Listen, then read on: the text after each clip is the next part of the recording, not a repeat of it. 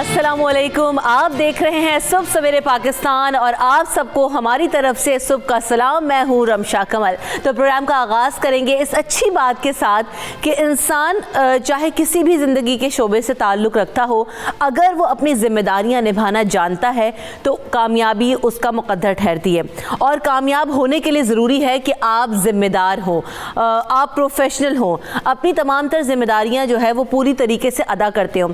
और ये सिर्फ किसी प्रोफेशन में कामयाब होने के लिए नहीं है, बल्कि अगर आप अपनी ज़िंदगी में कामयाब होना चाहते हैं, अगर आप अपनी फैमिली के साथ अच्छे ताल्लुकात रखना चाहते हैं, आप अपनी अगर ज़िम्मेदारियां बेहतर तरीके से निभाना जानते हैं, अच्छे तरीके से निभाना जानते हैं कि मेरे फ़राइज़ क्या हैं और मुझे अपनी ज़िम्मेदारियों को समझते हुए उनको निभाना है, तो ज़िंदगी ना सिर्फ खुशगवार गुजरती है बल्कि आपके जो डेली लाइफ है, डेली रूटीन है, वो भी बहुत ज़्यादा बेहतर रहता है। तो हर शख्स को चाहिए कि वो अपनी ज़िम्मेदारियां निभाए। जो लोग अपनी ज़िम्मेदारियों से परे रहने की कोशिश करते हैं, दूर रहने की कोशिश करते हैं, वो आगे जाके मुश्किलात का जो है वो उनको मुश्किलात देखनी पड़ती हैं। तो इन मुश्किलात से बचने के लिए पहले ही अपनी फ़राइज़ की अंजामदही में सरगर्म रहिए और अपनी ज़िम्मेदारियों को पूरी तरीके से अदा करने की कोशिश करिए ताकि आप जो है ज़िंदगी को खुशगवार और बेहतर बना सकें। इसी अच्छी बात के साथ प्रोग्राम का आगाज़ करते हैं और हम नज़र डालेंगे आज जो मौसम है वो कहाँ कहाँ पर कैसा है, क्योंकि बहुत ज़्यादा ठंड पड़ रही है मुल्क के मुख्तलिफ़ इलाकों में और बर्फ़बारी हो रही है, कहीं कहीं धुंध का राज है, कहीं यकबस्ता हवाएं चल रही हैं। तो मौसम खासा तब्दील है और जैसे कि कहा जा रहा था कि शायद अब तब्दीली आ जाएगी और सर्दियाँ जल्दी ख़त्म हो जाएंगी, लेकिन लग नहीं रहा है। सबसे पहले हम रुख करेंगे लाहौर का, जहाँ पर आज खूब धुंध रही और कम से कम दर्जा हरारत 5 डिग्री सेंटीग्रेड है, ज़्यादा से ज़्यादा दर्जा हरारत 17 डिग्री सेंटीग्रेड है। हद निगाह आज सिफर के मुताबिक सिफर हो गई ऑलमोस्ट। और अगर इस्लामाबाद का रुख करें तो इस्लामाबाद में कम से कम दर्जा हरारत 4 डिग्री सेंटीग्रेड, ज़्यादा से ज़्यादा दर्जा हरारत 17 डिग्री सेंटीग्रेड रहेगा, जबकि वहाँ पर आज सूरज निकला हुआ है, लेकिन सर्दी जो है वो बतदरीज वैसी ही है। कराची की बात करें तो कराची में हमने देखा कि पिछले 5 सालों का रिकॉर्ड टूट चुका है, इतनी सर्दी इस दफ़ा पड़ चुकी है और 9 डिग्री सेंटीग्रेड कम से कम आज दर्जा हरारत होगा। पेशावर की बात की जाए तो 4 डिग्री सेंटीग्रेड और ज़्यादा से ज़्यादा 18 डिग्री सेंटीग्रेड दर्जा हरारत जा चुका है। उसके अलावा अगर हम कोयटा का रुख करें तो कोयटा में -7 डिग्री सेंटीग्रेड आज कम से कम हो सकता है, जबकि ज़्यादा से ज़्यादा दर्जा हरारत 2 डिग्री सेंटीग्रेड होगा। और कोयटा में बर्फ़बारी के बाद से अब तक पहाड़ों पर बर्फ़ पड़ी हुई है और बहुत ज़्यादा लोग जो है वो ठंड में सफ़र भी कर रहे हैं क्योंकि रास्ते वगैरह भी ब्लॉक हो गए थे। आज़ाद कश्मीर की बात की जाए तो -3 डिग्री सेंटीग्रेड, ज़्यादा से ज़्यादा दर्जा हरारत 7 डिग्री सेंटीग्रेड रहेगा, जबकि सूरज वहाँ पर भी निकला है, लेकिन ठंड अभी तक बहुत ज़्यादा है। तो सर्दी की शिद्दत में क्योंकि इजाफा हो चुका है और बहुत ज़्यादा ठंड पड़ रही है, तो आप अपने आप को कवर अप रखें, वार्म अप रखें और इस सर्दी से बचने के लिए ख़ास तौर पर बच्चों का बहुत ज़्यादा ख्याल रखें क्योंकि बहुत ज़्यादा ठंड पड़ रही है और बहुत सालों के बाद इतनी ठंड हम मुख्तलिफ़ इलाकों में देख भी रहे हैं।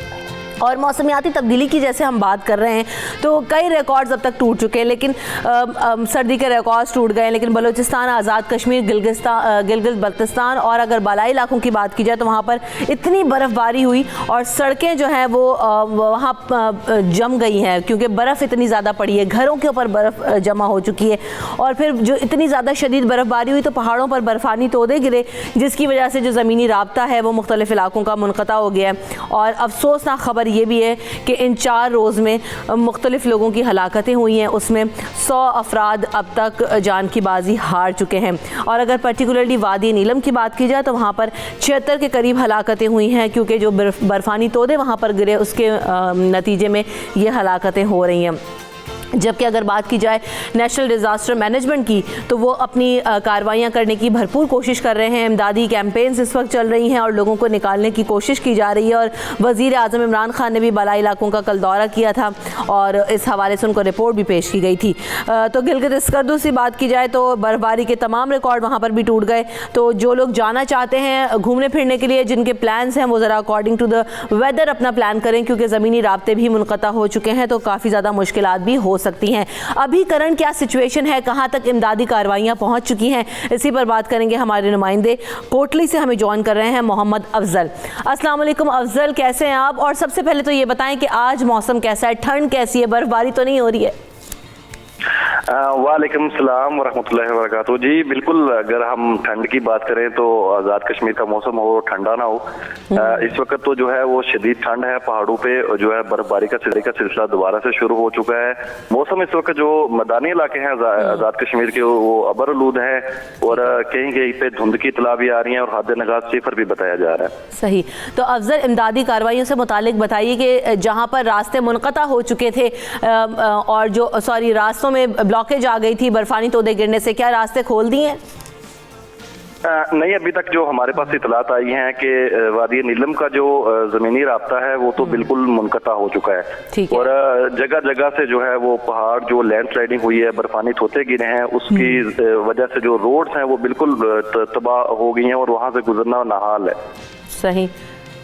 तो जो लोग घूमने फिरने या सैर की गर्ज से आए हुए होते हैं, कुछ गाड़ियां उनकी भी फंस गई थी, तो वो क्या कहा गया है कि वो निकाल दी गई हैं सारी, क्लियर हो चुका है वो गाड़ियां वगैरह वहां से?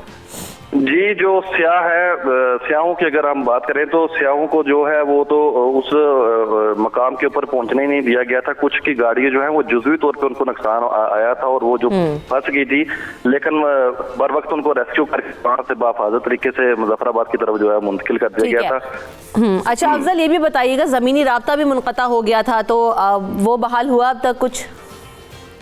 मैं आपको पहले भी यही बताया था कि जमीनी रास्ते की अगर हम बात करें तो वो इस वक्त वहाँ पे कोई भी इमदादी सरगर्मी नहीं हो सकती, ना तो हुकूमती कोई मिशनरी उस जगह के ऊपर पहुंच सकती है जिस जगह से ये रोडें बंद हैं।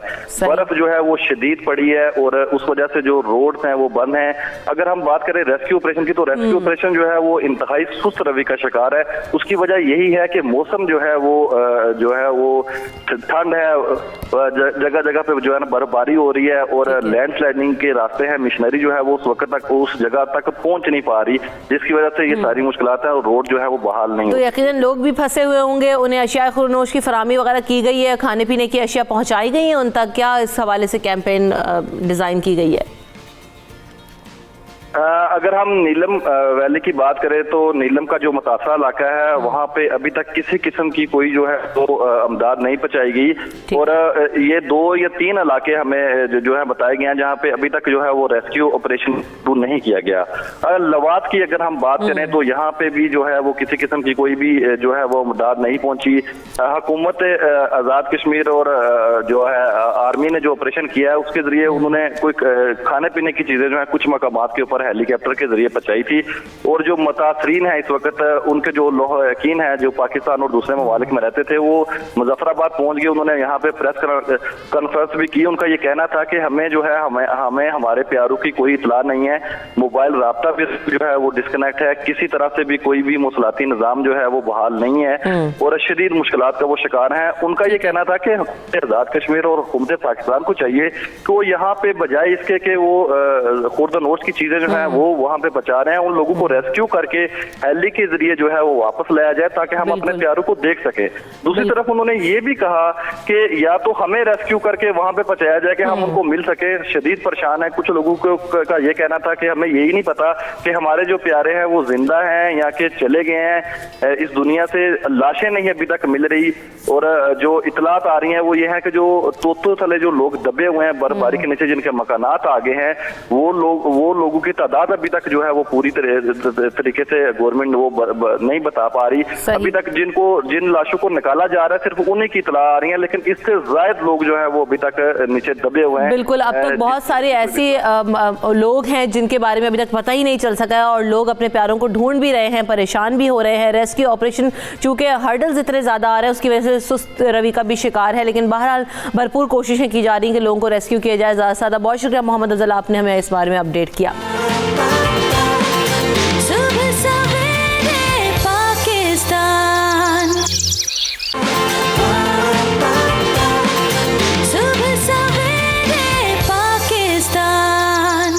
आज आपको मिलवाएंगे खैबर पख्तूनख्वा से ताल्लुक़ रखने वाले एक ऐसे नौजवान से जिसने पोलियो से बढ़ने वाली माजूरी को रोकने के लिए एक आला तैयार किया है जो कि इंतहाई सस्ता है। और अगर इसी आले की बात की जाए तो दीगर ममालिक में बहुत ज़्यादा महंगा है, लेकिन यहाँ पर इन्होंने जो तैयार किया पाकिस्तान में इसकी कीमत इंतहाई कम है। और इस आले से जिनकी रीढ़ की हड्डी पोलियो की वजह से मुतासर हो जाती है उसको जब ये इंस्ट्रूमेंट इस्तेमाल करेंगे तो उससे बचा जा सकता है। तो जानने की कोशिश करेंगे किस तरह से तैयार किया गया है और किस तरह से ये फंक्शन करता है। हमारे साथ मौजूद हैं, खैबर पख्तूनख्वा से इनका ताल्लुक़ है और नौजवान हैं, शहाबुद्दीन हमें आज ज्वाइन कर रहे हैं। हम अस्सलाम वालेकुम शहाब, कैसे हैं आप? ठीक हैं? वालेकुम अस्सलाम, ठीक ठाक। शहाब साहब, सबसे पहले तो ये बताइएगा कि ये आला आपने किस तरीके से तैयार किया और क्या इंस्पिरेशन आपको कहाँ से मिली? या आपने खुद डिज़ाइन किया है? जी, जहाँ तक इंस्पिरेशन की बात है तो मैं ख़ुद 1998 में मुझे पोलियो हुआ था। उस वक़्त मेरी उम्र 2 साल थी। उसके बाद जिस तरह आपको पता है कि पोलियो एक महलिक बीमारी है, तो इसमें पोलियो की वैक्सीनेशन और पोलियो प्रिवेंशन पे तो बहुत ज़्यादा काम हो रहा है अरसे दराज से, लेकिन पोलियो जिसको हो जाता है उसकी रिहेबिलिटेशन के लिए कुछ नहीं है। ऑलमोस्ट तकरीबन मतलब 2% या 3% देर रिहेबिलिटेशन है, अदरवाइज कुछ नहीं है। तो उसकी वजह से मेरी कमर जो है, पोस्चर जो है वो बिल्कुल ही टेढ़ी हो गई थी। तो फिर मैंने काफ़ी ज़्यादा हद पर रिसर्च की इस पे, लेकिन एज सच मुझे कुछ नॉलेज नहीं मिला। फिर फाइनली 2012 में एक अपने नुयत का वाहिद इदारा पैराप्लेजिक सेंटर हयाताबाद पेशावर में, जो कि अफराद बाहम माजूरी के बहाली के लिए कोशा है, तो 2013 में हमने फ़ॉरेन ट्रेनिंग ली उससे, मोटिवेशन यूके से, और सर्टिफाइड हमने जो इंटरनेशनल स्टैंडर्ड्स है उसको देख के हमने यहाँ पे इसको जो जिसकी कमर टेढ़ी होती है, जिसको स्पाइन स्कोलियोसिस या स्पाइन डिफॉर्मिटी कहते हैं, जिसकी वजह से ना polio victim, majority polio victims जो होते हैं वो ना सीधे बैठ सकते हैं ना सही सांस ले सकते हैं, क्योंकि उनकी कमर एक साइड पे टेढ़ी हो जाती है। तो हमने ये जो पोस्टल सपोर्ट डिवाइस जो है, जो इंटरनेशनल कॉन्सेप्ट है, यहाँ पे हमने पैराप्लेजिक सेंटर जिस तरह बहुत ज़्यादा डिवाइसेस पे काम करता है, तो इस डिवाइस ये उसी का एक कड़ी है। और ये फर्स्ट टाइम पाकिस्तान में पैराप्लेजिक सेंटर ने इनोवेट की है with the help of all rehab professionals, जिसके टीम का मैं भी एक मेंबर हूँ। तो वो ये आला जो है ये इजीली व्हील चेयर में गाड़ी की सीट में इंस्टॉल हो जाता है, जिससे बंदा तकरीबन 5 से लेकर 6-7 किलोमीटर व्हील चेयर राइड कर सकता है। अच्छा शहाब, यही जानने की कोशिश करें ये डिवाइस किस तरीके से काम करती है, इसके फंक्शंस क्या हैं और किस तरीके से हेल्पफुल है पोलियो पेशेंट्स के लिए जिनको रीढ़ की हड्डी का मसला होता है? मेजॉरिटी जो पोलियो विक्टिम्स होते हैं या जिसकी स्पाइन जो है वो टेढ़ी होती है, तो वो हमारे यहाँ पे जब एडमिट हो जाते हैं या रजिस्ट्रेशन हो जाती है, तो हमारी रीहैब टीम उसको एवेल्युएट करती है और उसके पूरा एक स्ट्रक्चर बनता है। उसी बेस पे, उसी मेजरमेंट्स पे हम ये डिवाइस बनाते हैं, जो कि बहुत ही कम कास्ट पे बनती है, जिस तकरीबन 5 से लेकर 10,000 में ये बन जाती है, according to the beneficiary needs, चाहे वो मेल हो या फीमेल, वो फिर अपनी व्हील चेयर में यूज़ कर सकता है। विद इन 2 मिनट्स ये इंस्टॉल हो जाता है व्हील चेयर में और गाड़ी की सीट में या ऑफिस की चेयर में, तो वो इंडिपेंडेंटली 24 आवर जो है वो भी ड्यूटी दे सकता है। ठीक है। अच्छा शहाब साहब, आपने जिस तरह से बताया कि स्पाइनल डिफॉर्मिटी को सपोर्ट करता है, जिनको ये मसला हो उनके लिए सिर्फ सर्जरीज ही होती हैं या जो है ऑल्टरनेटिव ऑप्शंस में आप इनको इस्तेमाल करते हो कुछ बेहतरी आ सकती है? देखिए, जहाँ तक स्पाइन डिफॉर्मिटी या जिस तरह स्कोलियोसिस की आपने बात की, तो ये जो मेडिकल प्रोफेशनल्स होते हैं वही सही जानते हैं, लेकिन जहाँ तक मेरी अपनी एक्सपीरियंस है, तो पोलियो की स्पाइन कॉर्ड डिफॉर्मिटी जो है, इसको सीधा करना विदाउट सर्जरी इम्पॉसिबल है। और सर्जरी इतनी डेंजरस है कि जिससे स्पाइनल कॉर्ड इंजरी हो जाती है, यानी बंदा जो है जो उसकी मौजूदा कंडीशन है इससे भी ज़्यादा वर्स्ट कंडीशन में जाने का खदशा होता है। और इसके साथ साथ ये सर्जरी टू मच एक्सपेंसिव है, और पोलियो विक्टिम्स जो है ये मेजॉरिटी जो है ज़्यादा वनरेबल कम्युनिटी से ताल्लुक़ रखते हैं और ज़्यादातर जो है उनकी फाइनेंशियल स्टेटस इतनी स्ट्रांग नहीं होती। तो ये जो है ये आला ये प्रिवेंट करता है और उसके एग्जिस्टिंग फिजिकल स्ट्रक्चर को सीधा करता है। तो अच्छा शहाब, ये आला दीगर ममालिक में भी दस्तयाब है, उसको देखते हुए आप लोगों ने यहाँ पर डिज़ाइन किया है, और फिर इसकी कीमत पाकिस्तान में क्या है? ये WHO का एक सर्वे के मुताबिक जो है इसको असिस्टिव टेक्नोलॉजी कहते हैं, यानी असिस्टिव डिवाइसेस। पाकिस्तान में जो अशद ज़रूरत जिन आलात की है, जो कि अफराद बाहम माजूरी या जो हमारे सीनियर सिटीज़न है, उनके लिए 50 डिवाइसेस पाकिस्तान में दरकार है, जिसकी अशद ज़रूरत है, जिसकी मुख्तलिफ किस्म की माजूरी के लिए डिवाइसेस, जिसको असिस्टिव टेक्नोलॉजी या असिस्टिव डिवाइस कहते हैं, ये उसी डिवाइसेस का एक हिस्सा है। लेकिन पाकिस्तान में ये फर्स्ट टाइम यहाँ पे इस पे काम किया जा रहा है और इंटरनेशनली जो है इस पे एक मैन्युफैक्चरिंग और कॉर्पोरेट लेवल पे इस पे काम किया जाता है, लेकिन वो टू मच एक्सपेंसिव होता है, यानी ऑलमोस्ट 1 लाख रुपए उसकी प्राइस बनती है और यहाँ पे इसकी जो मैन्युफैक्चरिंग कास्ट है वो 5 to 10,000 है। और हम ये अपने रजिस्टर्ड पेशेंट्स को हम फ्री ऑफ कास्ट देते हैं पैराप्लेजिक सेंटर हैदराबाद में व्हील चेयर में इंस्टॉल करके। सही, तो ये आपके मतलब रजिस्ट्रेशन करवाने के लिए वहाँ इंस्टीट्यूट आना पड़ता है और फिर उस फैसिलिटी को अवेल कर सकते हैं। और साथ साथ जो बच्चों को ये अमराज हो जाते हैं और वो फिर क्योंकि हर वक्त जैसे आपने बताया कि असिस्टेड डिवाइस इस तरह की चीज़ों का इस्तेमाल ना करें तो फिर और हालात मज़ीद ख़राब हो सकते हैं। क्या एजुकेट करना चाहेंगे आप? हाँ, बिल्कुल बिल्कुल। इसके हवाले से मैं ये कहूँगा कि जहाँ तक हमारे खैबर पख्तूनख्वा के इदारों का ताल्लुक है, तो उसमें पैराप्लेजिक सेंटर जो है वो कम्प्रहेंसिव फिजिकल रिहेबिलिटेशन प्रोग्राम हमारा होता है। उसमें सिर्फ असिस्टिव डिवाइसेस प्रोविजन नहीं है, उसमें पूरी रिहेबिलिटेशन है। तो अगर कोई पोलियो वैक्टम या स्पाइनल कॉर्ड जो ट्रामेटिक इंजरी जिसको हो जाती है, या जिसके बच्चों के पाँव पैदाइशी टेढ़े होते हैं, जिसको क्लब फुट कहते हैं, वो पहले हमारे यहाँ रजिस्ट्रेशन होती है, तो वो ऑनलाइन भी होती है और टेलीफोनिक भी होती है। हैदराबाद फेज 4 में हमारा ऑफिस है। तो हम जब उसके एक प्रोसेस है registration within a week, within 2 week, जो इट डिपेंड्स ऑन सिचुएशन, हम रजिस्ट्रेशन करते हैं और फिर उनकी पूरी रिहेबिलिटेशन करते हैं फ्री ऑफ। तो यानी ना सिर्फ आपने ये डिवाइस तैयार किया बल्कि जो इदारा है वो और भी ज़्यादा पेशेंट्स की खिदमत भी कर रहा है। बहुत शुक्रिया शहाबुद्दीन, आपसे मुलाकात रही इस शो के ज़रिए और आप बहुत अच्छा काम कर रहे हैं। अल्लाह ताला आपको और ज़्यादा हिम्मत और इस्तकामत दे। और हम ऐसे लोग हैं जो कि पोलियो में मुब्तला हो चुके हैं, तो हमें इस तरह की चीज़ों का इस्तेमाल करते हुए अपनी जो ज़िंदगी है उसको बेहतर कर सकते हैं और अपनी जो बीमारी है उससे किसी हद तक उसमें आसानी पैदा कर सकते हैं। हमें यहाँ पर ब्रेक लेना है, ब्रेक के बाद दोबारा आएंगे, तो हमारे साथ मौजूद रहिएगा। देखते रहिए सुबह सवेरे पाकिस्तान।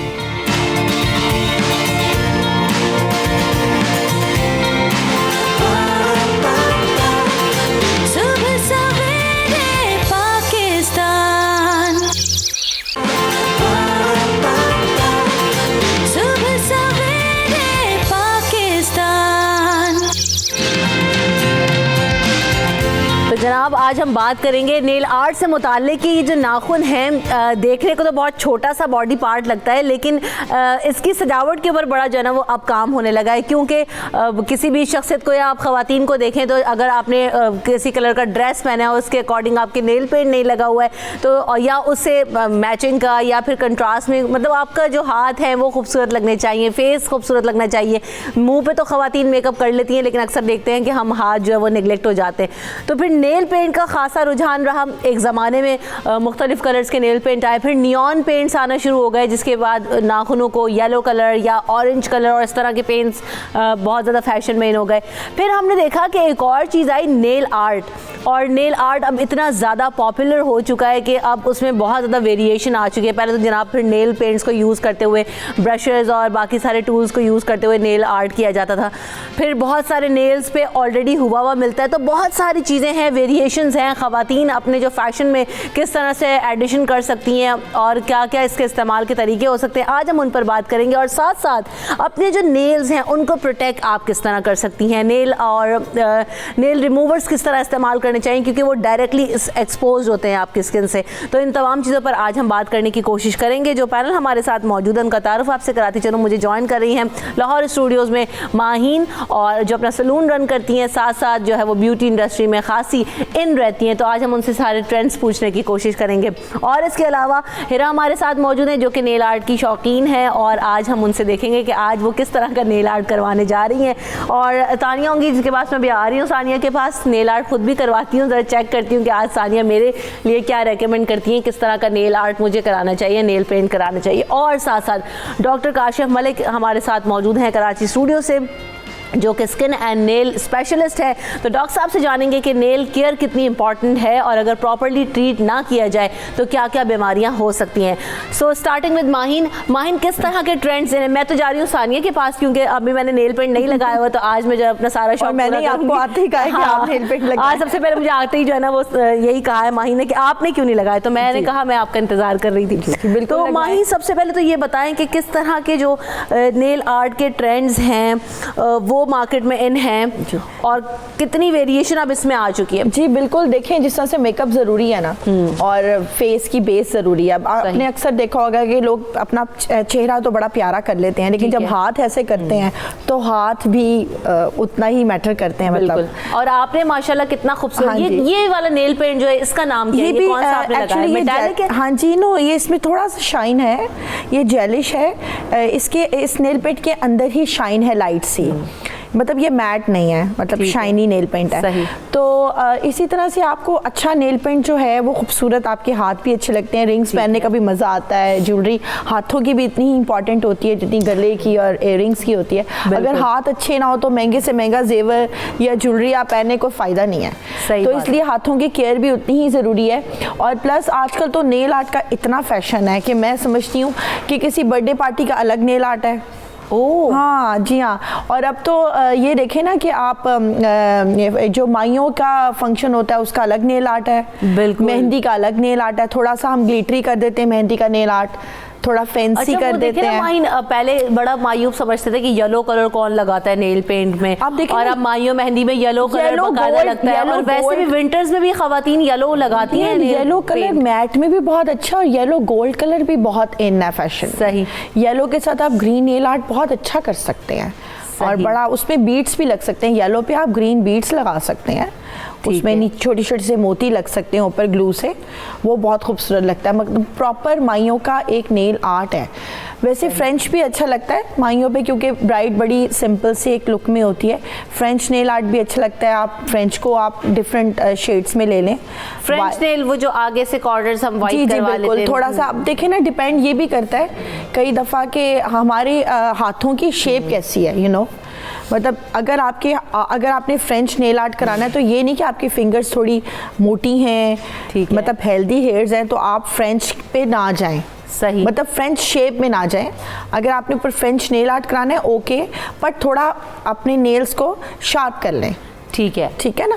मतलब आपकी अगर बारीक फिंगर्स हैं, कई लोगों के हाथ बड़े बारीक होते हैं, जैसा हीरा के छोटे छोटे से हाथ है प्यारे प्यारे से, तो इनको थोड़ी फ्रेंच नेल सूट करेंगे। सही। अच्छा, मैं इस पर आपसे मजीद भी डिटेल में माहिन पूछूंगी कि कौन सी शेप के ऊपर किस तरह के मतलब फिंगर शेप के ऊपर, नेल शेप के ऊपर किस तरह के जो आपको चूज करना चाहिए कि आप उसके अकॉर्डिंग नेल शेप रखें अपनी फिंगर के अकॉर्डिंग। डॉक्टर साहब से बात कर लेते हैं। डॉक्टर साहब, ये देखने में तो बड़ा मज़ेदार लगता है नेल आर्ट, और हम नेल पेंट्स मुख्तलिफ तरह के इस्तेमाल कर रहे होते हैं, और बहुत सारी दफ़ा हम देख रहे होते हैं कि प्रॉपर हमने नेल रिमूवर इस्तेमाल नहीं किया, या नाखूनों को क्रश दिया, एक्रिलिक्स वगैरह कराते हैं तो वो नाखून ख़राब हो जाते हैं। क्या क्या बीमारियां हो सकती हैं अगर प्रॉपरली ट्रीट ना किया जाए अपने नाखूनों को? तो कौन कौन सी बीमारियां हो सकती हैं? जी बिल्कुल, आप सही कह रही है। नेल को बहुत बड़ा प्रॉब्लम है और ये बहुत निगलेक्टेड भी है। सबसे कॉमन प्रॉब्लम जो नेल्स में हो सकता है वो है फंगल इन्फेक्शन। ठीक है ना, मैं आपको दिखा देता हूँ इस चार्ट पे। इसमें फंगल इन्फेक्शन, इसको दांत कहते हैं, नेल्स का भी होता है, और इसके अंदर स्कैल्प पे भी हो सकता है। और नेल्स के अंदर आपको सबसे इंपॉर्टेंट चीज़ ये होती है कि इसमें आपको रैशेस पड़ सकते हैं, इसमें आपकी स्किन बहुत ज़्यादा डैमेज भी हो सकती है।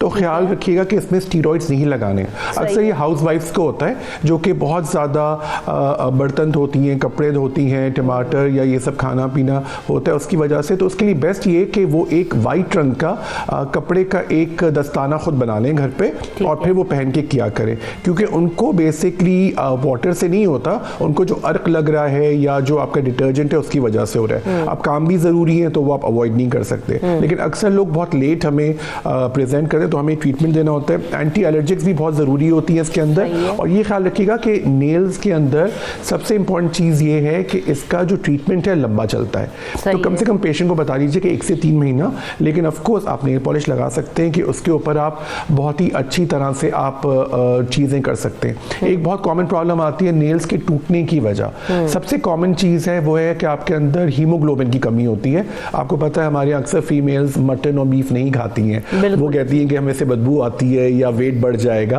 तो बेसिकली सारा हीमोग्लोबिन इन्हीं चीज़ों में है। ज़्यादातर जैसे साग है खाने पीने में, या चुकंदर है, कलेजी, ये चीज़ें ज़रूर खानी चाहिए। और नेल्स आपकी खूबसूरती के साथ साथ आपकी सेहत भी बताती है।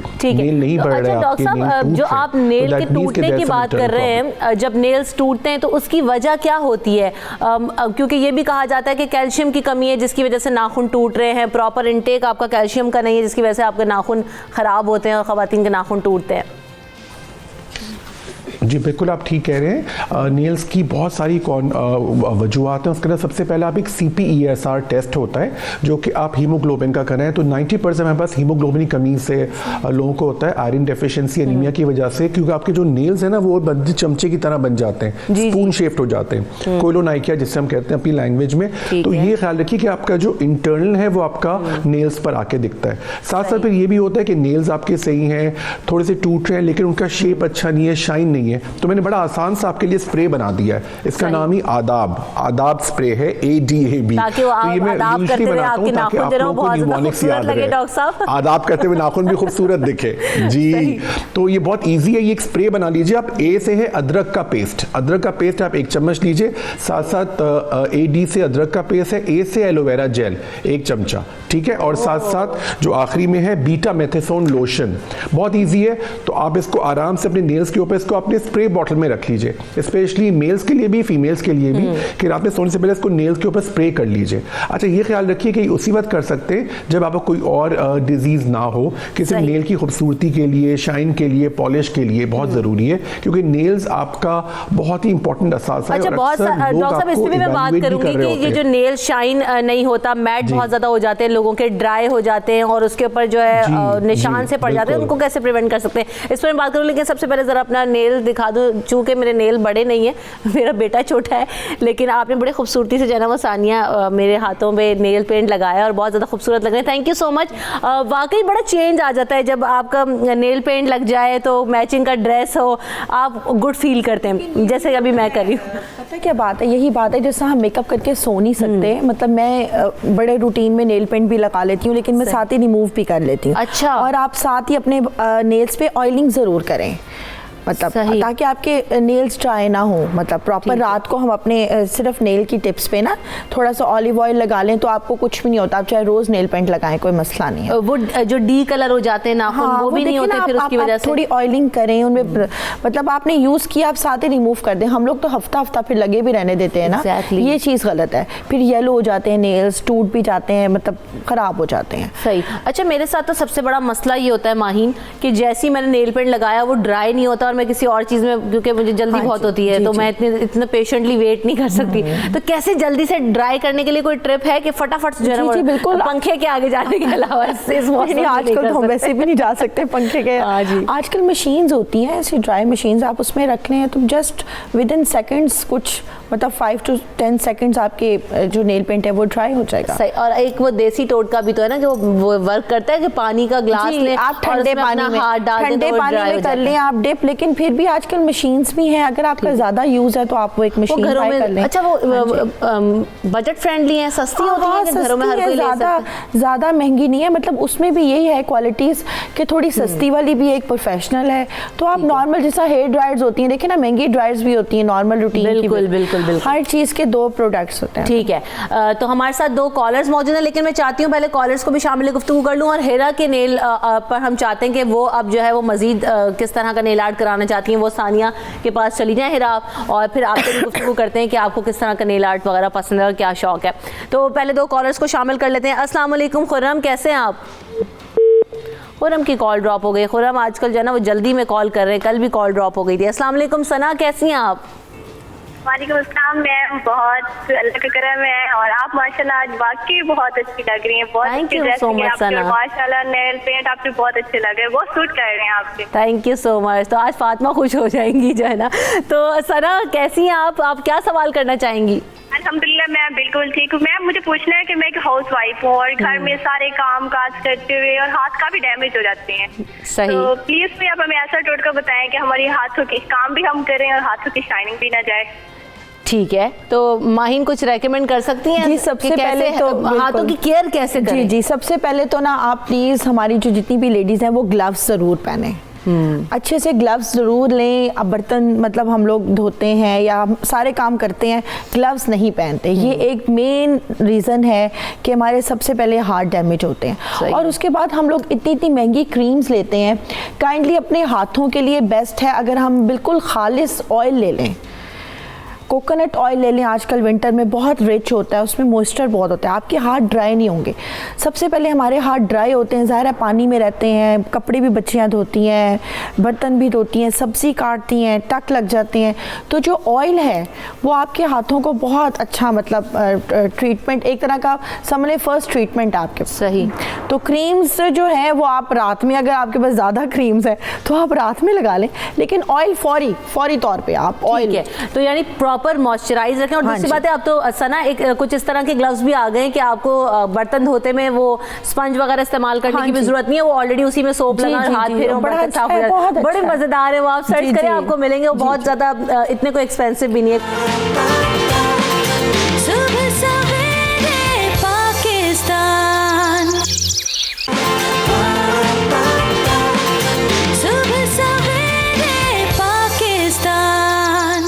एक और कॉलर मेरे साथ मौजूद है। कौन है, कहाँ से गुफ्तगू कर रही है? मरियम से।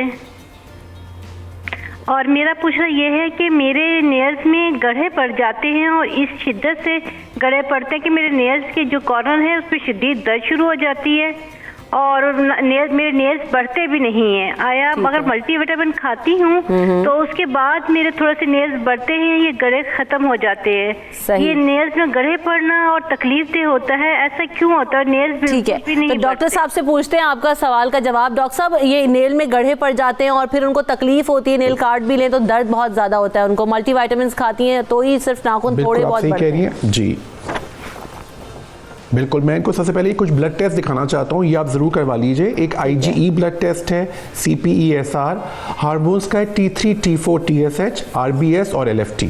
ये तो सबसे पहले आप करा के कोई भी इंटरनल आपको डिजीज़ हो या कोई अगर प्रॉब्लम हो तो उसको रूल आउट करते हैं। सही है। साथ साथ मैं आपको एक बड़ा अच्छा सा एक पेस्ट बनाना सिखाता हूँ जिसका नाम ही स्वैग टैन रिमूवल पेस्ट है। बहुत ईजी, आप घर पे बना सकती हैं और अपने पूरे हाथ पे लगाइए। कितना आसान है ना। स्वैग SWAG, S से है शहद 1 चम्मच, W से है वाटर 1 चम्मच, A से है टेबल स्पून ऑफ डेट खजूर का पेस्ट आप लीजिए 1 चम्मच, और साथ साथ G से ग्राइंडेड टोमेटो पेस्ट। ये सब चीज़ें आपके नाखूनों के लिए और पूरे हाथ के लिए बहुत अच्छी है, क्योंकि मैं समझता हूँ नाखून के साथ साथ पूरे हाथ का ट्रीटमेंट भी साथ होना चाहिए। क्योंकि हाउसवाइफ्स का अक्सर यही प्रॉब्लम होता है कि नाखून के इर्द दाग निशान पड़ जाते हैं, साथ साथ प्रॉब्लम आ जाती है। तो उस पर आप ये स्वैग जो आपने बताया, ये इस्तेमाल किस तरह से करना है अपने हाथों में स्वैग लाने के लिए? जी हाँ बिल्कुल, ये आप रात में सोने से पहले आपके हाथ को स्वैग करेगा, ये आधे घंटे लगा के इसको प्लेन वाटर से वॉश कर दीजिए, तो बहुत इजी है। अच्छा, ये सब चीज़ें आपने देखा है घर पे आपको मिल जाएंगी, किचन में मिल जाएंगी, आपके नाखून के लिए बहुत अच्छा है, ये गड्ढों को भी भरने में हेल्प करेगा। लेकिन मैं बार बार एज अ डॉक्टर बताता हूँ कि ब्लड टेस्ट ज़रूर कराइए, क्योंकि हमें इंटरनल पैथोलॉजी ज़रूर फाइंड करनी है। हम ये चीज़ें ऊपर से तो बेहतर कर देंगे, लेकिन जब हम ब्लड टेस्ट आपके देखेंगे, क्योंकि अगर आपको ज़रूरत है कोई वाइटामिन की कमी की, क्योंकि ये जैसे कह रही है कि वाइटामिन खाती है ये, लेकिन हमें ये देखना है कि विटामिन्स कौन से वाले हैं, उसमें सेलेनियम होना चाहिए, कैल्शियम होना चाहिए। और जिस तरह से आप बताते हैं तो ना करने वाले कभी ना दिल हो के यार इतना इजी है मैं कर लेता हूँ। खुर्रम हमारे साथ एक कॉलर मौजूद है, कर लेती हूँ। खुर्रम एक कॉलर मौजूद है। अस्सलाम वालेकुम खुर्रम, कैसे हैं आप? अस्सलाम वालेकुम। वालेकुम अस्सलाम, कैसे हैं खुर्रम? आप क्या पूछना चाहते हैं? शुक्र है, आप कैसी हैं रमशा? ठीक है अल्हम्दुलिल्लाह, बिल्कुल ठीक। जी पूछना तो कुछ नहीं था, बस आपसे बात करनी थी, वो कल भी कॉल ड्रॉप हो गई थी इसलिए। चले, वेलकम टू द शो। और आप जब हमारे शो में होते हैं तो हमें बड़ा ज़बरदस्त लगता है। Thank you so much for calling Khurram. Mrs Tufail हमारे साथ मौजूद हैं। अस्सलाम वालेकुम मिसेस तुफैल। अस्सलाम वालेकुम। वालेकुम अस्सलाम, क्या पूछना चाहती हैं? जी मैं तो सबसे पहले आपको हैप्पी न्यू ईयर की मुबारकबाद देना चाहती हूँ। Thank you, same to you. जी, ये 92 चैनल जो है ना वो हम सब के लिए, पाकिस्तानियों के लिए तमाम बेहतरीन शो है, और खासकर आपका मॉर्निंग शो। शुक्रिया।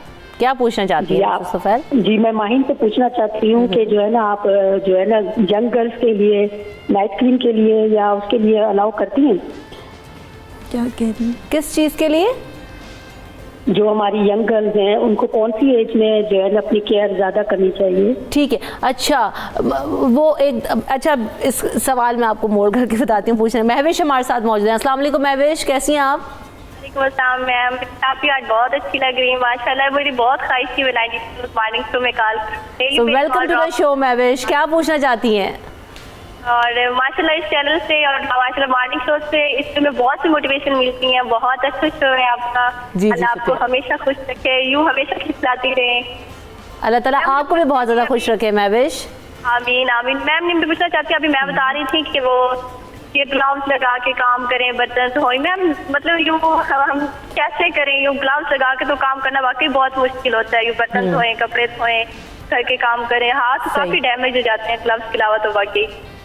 अच्छा ठीक है, तो जानने की कोशिश करते हैं कि ऑल्टरनेटिव्स क्या हो सकते हैं। अच्छा पहला सवाल तो मिसेस सुफैल का कुछ इस तरह से था कि हम अक्सर देखते हैं ना कि हमारी यहाँ बच्चियों को टीन एज होती है या बहुत ज़्यादा अर्ली एज में, क्योंकि अम्मियों को देख रही होती हैं आजकल, इंटरनेट पर देख रही होती हैं, तो हर चीज़ लगाने का शौक़ होता है जैसे कि लिपस्टिक्स, मेकअप। तो किस एज में बच्चियों को ये सब चीज़ें अलाउ कर देनी चाहिए कि वो कर सकती हैं?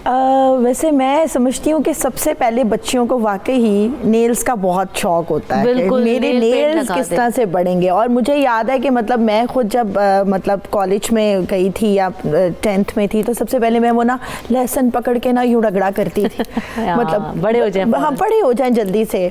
और लिप कलर का बहुत शौक होता था। तो ये बच्चियों को देखिए अच्छी चीज़ों की आदत डालनी चाहिए। ये एक तरह का ये भी माँ का फ़र्ज़ है और ये आपकी केयर है बेसिकली। हमें अपनी बच्चियों को ये बताना चाहिए कि अपनी केयर करो, मतलब अच्छी अपनी हेल्दी, मतलब ये मैनिक्योर पेडिक्योर जिस तरह से आप लें, ये बच्चियों को, यंग बच्चियों को फौरी तौर पर देना चाहिए। वैक्सिंग होनी चाहिए।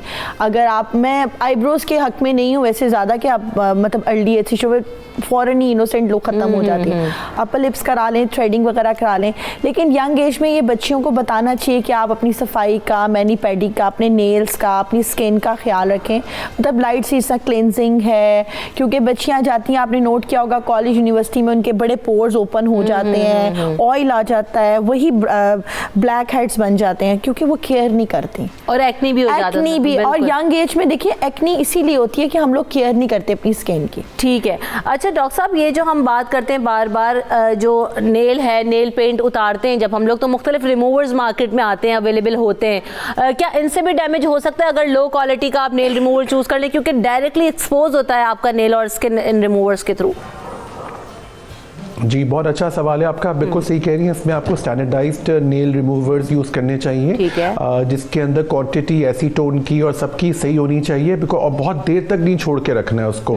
उसको फ़ौरन रिमूव करके वॉश कर देना है ताकि उसकी इंग्रेडिएंट्स बहुत ज़्यादा नेल में ना जाएं। ऑफ कोर्स नेल काफ़ी स्ट्रॉन्ग चीज़ होती है, लेकिन इसको स्ट्रॉन्ग बनाने में आपका अपना बड़ा हाथ है कि आपकी डाइट कैसी है, आपने कितना एक्सपोजर किया है, कितना आपका वो है। जैसे अभी बात हो रही थी बार बार कि भाई ग्लव्स की बात हो रही थी, ग्लव मैं बहुत आसान बता देता हूँ कि आप वाइट कॉटन का, जो प्योर कॉटन होता है उसका ग्लव बनाइए, प्लास्टिक का ना लें, क्योंकि प्लास्टिक से भी लोगों को एलर्जी होती है। तो आप घर में बैठे हुए आप जो वाइट आपके पास जो कपड़ा होता है उसका आप ग्लव बनाइए अपने हाथ के हिसाब से, और उसी को मलमल का, बिल्कुल वो बेस्ट होता है। उससे काम भी हो बहुत सारे लोगों की आदत होती है कि वो बैठे बैठे नाखून खाते रहते हैं और नाखून पूरे खत्म कर लेते हैं, तो उसकी वजह से क्या प्रॉब्लम्स हो सकती हैं आपको? ये बड़ी खतरनाक आदत है जी, बिल्कुल। ये एक बहुत बड़ी और बड़ी, ये एक तो नर्वसनेस की निशानी होती है कि आप नर्वस नेचर है, बचपन से आदत है और शायद टोका नहीं गया है, क्योंकि ये बहुत बड़ा प्रॉब्लम है। इससे पेट के कीड़े बहुत हो जाते हैं।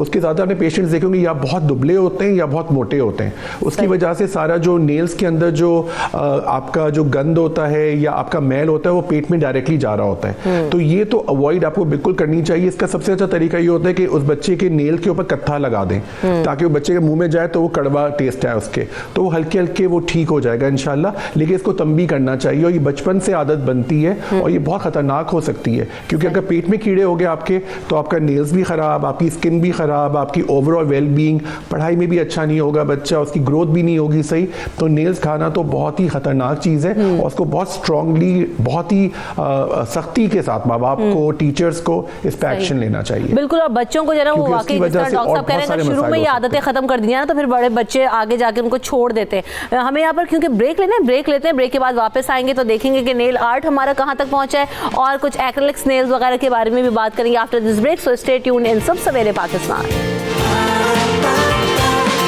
सुबह सवेरे Pakistan.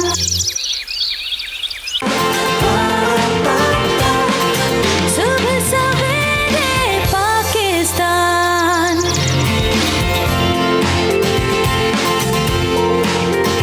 Welcome back in the show. और सबसे पहले हम नज़र डालेंगे कि जो नेल आर्ट है वो हमारा कहाँ तक पहुँचा है। तो खासी मेहनत कर चुकी हैं अब तक सानिया और बड़े खूबसूरत से नेल्स जो हैं वो तैयार हो चुके हैं। आप भी ज़रा देखिए।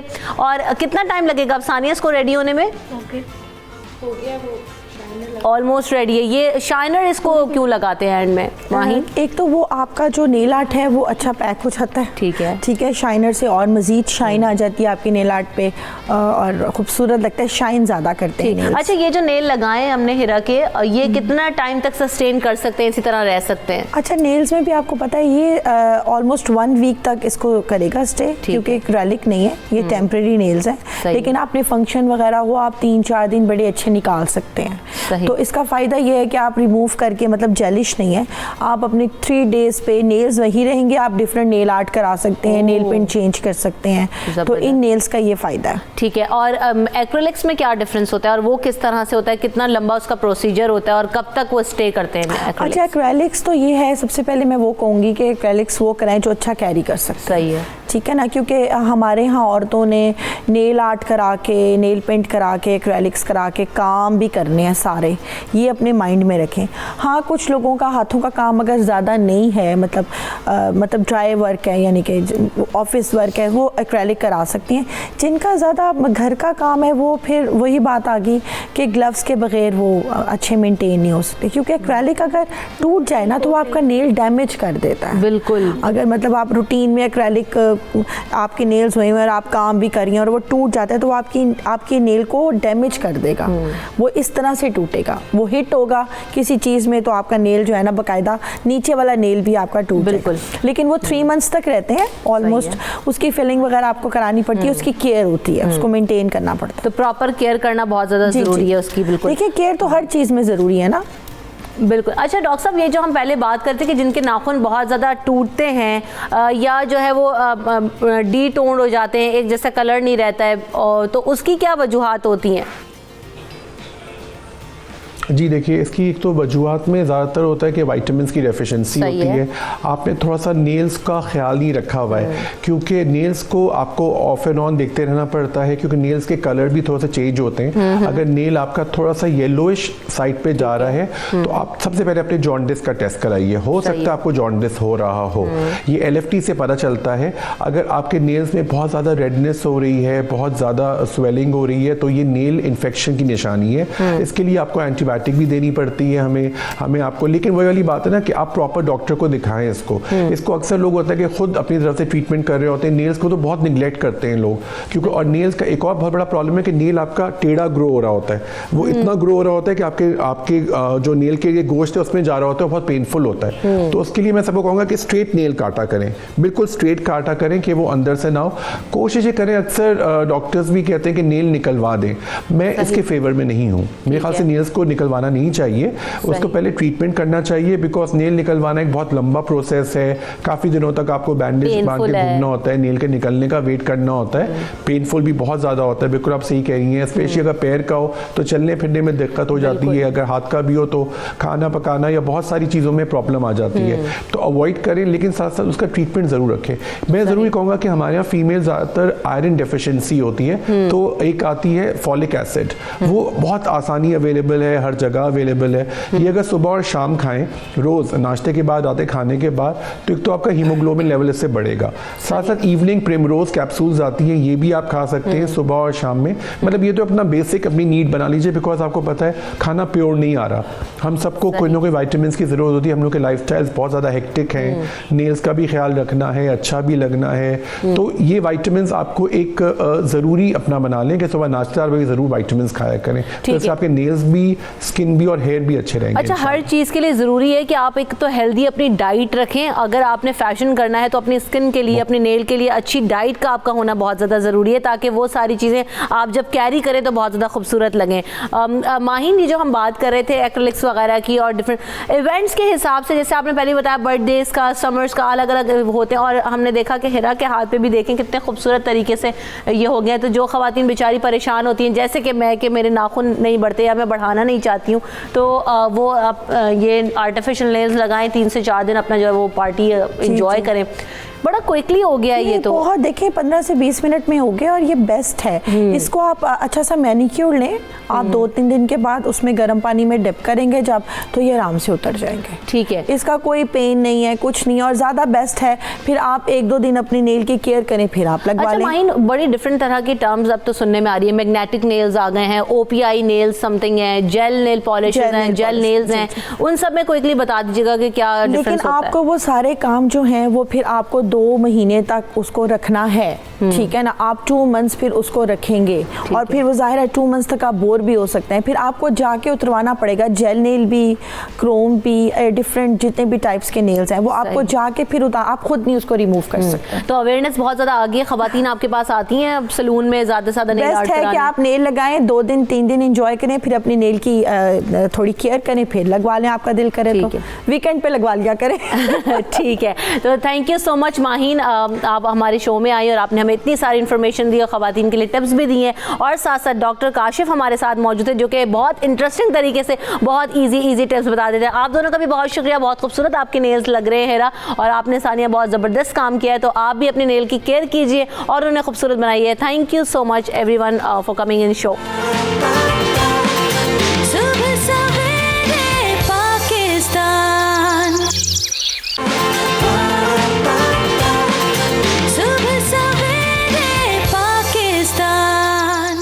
ऐसी ग़िज़ा है जो कि मुकम्मल ग़िज़ा है और हमारी ज़िंदगियों के लिए बहुत अहम है, लेकिन हम उसको उस तरह से शायद इनटेक उसका नहीं रखते हैं, जिसकी वजह से बहुत सारी प्रॉब्लम्स हमें रोज़ाना देखने को मिलती हैं। बच्चों के लिए दूध कितना अहम है, ख़वातीन के लिए, मर्दों के लिए कितना अहम है, इन तमाम चीज़ों पर आज बात करेंगे। हमारे पैनलिस्ट हमारे साथ मौजूद हैं, हमें ज्वाइन कर रहे हैं डॉक्टर तारिक भट्टी साहब जो कि चाइल्ड स्पेशलिस्ट हैं। Welcome to the show sir. और साथ साथ हमारी बहुत प्यारी डॉक्टर साहर चावला मौजूद हैं।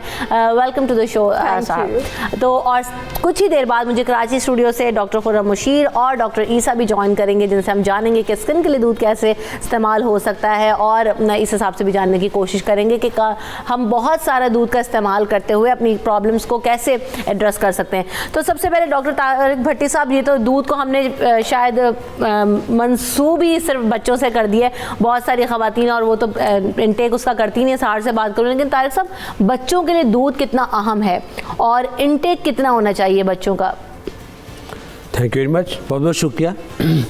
बुनियादी तौर पर यह है कि बच्चों की ग़िज़ा, ये ब्रेस्ट मिल्क बना ही बच्चों के लिए है, तो इट्स ह्यूमन न्यूट्रिशन। इसके अलावा पहले खासकर 6 माह में ये वाला का दूध ही होना चाहिए। सही। आमतौर पर होते हैं ये डब्बे का दूध शुरू कर दिया जाता है और कहा जाता है कि ये सिलसिला ये है कि ये वाला का दूध कम है, ये वो, ऐसी कोई बात नहीं है।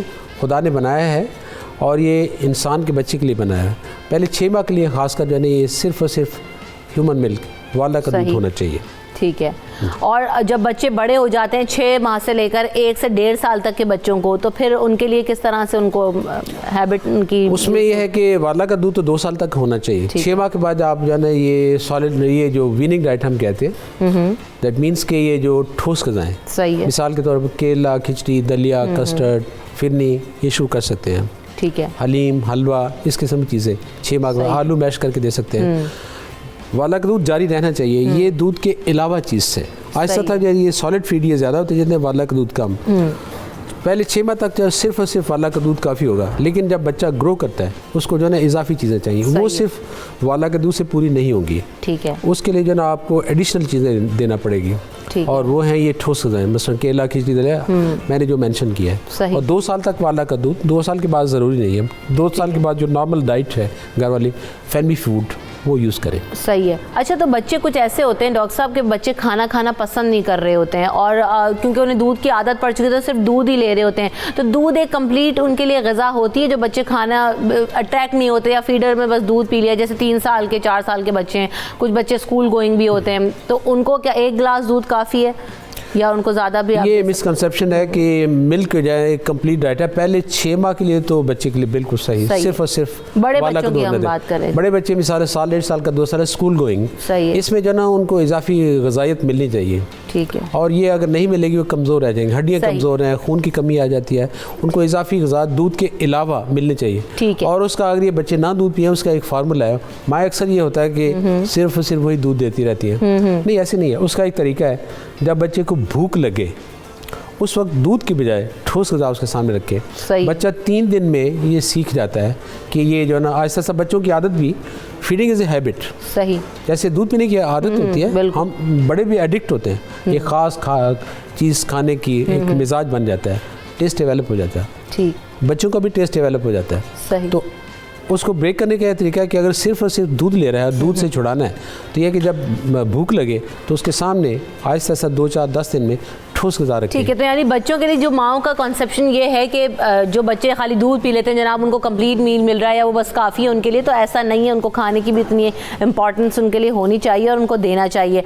सहर, हम जब बात करते हैं ख़ास तौर पे दूध की, दूध हमारी डाइट में इस तरह से शामिल नहीं है। अगर मैं ख़ास तौर पे ख़वातीन की बात की करूँ या फिर मर्दों की बात करूँ तो हमने बस 3 टाइम खाना खा लिया या फ्रूट मैक्सिमम जो है वो इनटेक कर लिया, इनफ। दूध का जो इनटेक है हमारे यहाँ ख़त्म होता जा रहा है, इसकी वजह से प्रॉब्लम्स क्या होती हैं और दूध हमें कौन कौन सी चीज़ें देता है? Thank you so much for having me here. ख़वातीन से चूँकि बात स्टार्ट की है तो मैं ख़वातीन को ये कहना चाहूँगी कि क्लियोपेट्रा अगर दूध में बात लेती थी तो वो बेवकूफ़ नहीं थी। तो हुसैन की मलका से बात स्टार्ट करते हैं क्लियोपेट्रा से। She used to take bath in a tub of milk and honey because it is great for your complexion. दूध में आपके पास विटामिन ए होता है जो कि आपकी जो स्किन के सेल्स हैं उसकी रिसाइकलिंग के लिए, उसकी रेनोवेशन के लिए बहुत ज़्यादा इंपॉर्टेंट है। विटामिन डी होता है जो हमारी स्किन को अल्ट्रावायलेट और हार्मफुल रेस से प्रोटेक्ट करता है। हमारे पास विटामिन ई होता है जो हमारे पास एंटीऑक्सीडेंट है, जो सारे हार्मफुल रेडिकल्स जो हमारी बॉडी में बनते हैं, जो एजिंग करते हैं, रिंकलिंग करते हैं, उससे प्रिवेंट करता है। दूध में हमारे पास लैक्टोज होता है। लैक्टोज जो है वो आपकी स्किन के जो सेल्स हैं उसकी रीजनरेशन करता है। अगर चाहते हैं आपकी ग्लोई, सटल, सॉफ्ट और रिच कॉम्प्लेक्शन वाली स्किन हो तो दूध इसके लिए बहुत ज़रूरी है। दूध के अगर न्यूट्रिशनल ब्रेकडाउन की बात कर लें तो जो इंपॉर्टेंट 9 न्यूट्रिएंट्स बहुत इंपॉर्टेंट है जो दूध में आपके पास आते हैं। कैल्शियम आ जाता है, इसको डिटेल में भी इंशाल्लाह अभी डिस्कस करेंगे, जो आपके बोन्स और टीथ के लिए इंपॉर्टेंट है। विटामिन डी आ जाता है जो अगेन बोन्स के लिए इंपॉर्टेंट है और फिर स्किन को भी प्रोटेक्ट करता है। विटामिन ए आ जाता है जो आपकी विजन के लिए, आई साइट के लिए, आपकी स्किन के लिए, आपके इम्यून सिस्टम के लिए इंपॉर्टेंट है। पोटेशियम आ जाता है आपके पास जो आपके ब्लड प्रेशर के लिए इंपॉर्टेंट है। फॉस्फोरस आ जाता है आपके पास जो आपकी बोन और टीथ के साथ साथ बॉडी में एनर्जी प्रोवाइड करने के लिए इंपॉर्टेंट है। विटामिन B2 आ जाता है, विटामिन B3 आ जाता है। ये दोनों विटामिन हमारी बॉडी में जो हम ग़िज़ा लेते हैं, ज़ाहिर हमने उसको यूज़ करना है, एनर्जी में कन्वर्ट करना है। ये दोनों विटामिन उसके लिए इंपॉर्टेंट है। आपके पास विटामिन ई आ जाता है इसमें, जिसमें आपके पास एंटीऑक्सीडेंट्स हैं और वो तमाम मिनरल्स भी आ जाते हैं जो बॉडी में कैल्शियम एब्जॉर्ब करने में मदद करते हैं। और इसमें आपके पास फैटी एसिड्स होते हैं एसेंशियल, जो आपके पास लिनोलेइक एसिड आ जाता है, ओमेगा 3 फैटी एसिड्स आ जाते हैं। जो ओमेगा 3 फैटी एसिड्स हैं और जो लिनोलेइक एसिड है, ये बॉडी में हमारे पास उन डिजीजेस से प्रोटेक्ट करते हैं जो सोजिश से, जो इन्फ्लेमेशन से कनेक्टेड है। आपके पास डायबिटीज के पेशेंट्स के लिए आपके पास जिन खुराक में, जिन भी ग़िज़ायत में हम पहले भी शो में बात कर चुके हैं, ओमेगा 3 फैटी एसिड्स और लिनोलेइक एसिड होते हैं, वो बहुत अच्छे होते हैं। इसके और बहुत बेतहाशा। अच्छा, अब ये जो हमने, क्योंकि इतने सारे आपने फ़वाइद गिनवा दिए और इतनी सारी आपने इंग्रेडिएंट गिनवा दिए कि मैं हैरान रह गई हूँ। वाकई हम उसको कहते हैं ना, बड़ा दूध को हमने बड़ा ईजी लिया हुआ है। अच्छा, एक तो ये कि डब्बे के दूध में क्या यही सारे न्यूट्रिएंट्स जो कि एक गाय के दूध में या बकरी के दूध में होते हैं, क्या वो हमें उसी तरह से मिल रहे होते हैं? इस पर भी हम बात करेंगे। सहर ईसा साहब और हमारे साथ डॉक्टर खुर्रम मुशीर मौजूद हैं कराची स्टूडियो में, उनकी तरफ भी ज़रा रुख करते हैं। Welcome to the show. और कैसे हैं आप दोनों? ठीक हैं? अस्सलाम वालेकुम।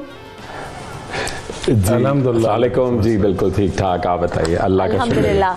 सो स्टार्टिंग विद यू ईसा भाई, अब जब हम दूध की बात करते हैं तो कहते हैं ना कि जनाब एक मुकम्मल ग़िज़ा, और जैसे कि सहार ने भी बताया कि बेहतरीन तरीके से हम उसमें बहुत सारे न्यूट्रिएंट्स ऐसे हैं जो कि इनटेक कर सकते हैं। ईसा भाई, हड्डियों के लिए कितना इम्पॉर्टेंट है दूध का आपकी इनटेक होना, अपनी डाइट में शामिल करना, और साथ साथ दीगर चीज़ों के लिए, बालों के लिए अगर बात की जाए, नाखूनों के लिए बात की जाए? सबसे पहले तो आपने आज जो शो रखा है मेरा और खुरम का बहुत फेवरेट है। सही। और मैं लोगों को स्पेशली दूध की जो किस्में हैं जो अल्लाह ताला ने उनका जिक्र किया है मुख्तलिफ जगहों पे, सबसे बेहतरीन दूध जो हमारी पहली ग़िज़ा है वो तो बेहतरीन दूध माँ का है।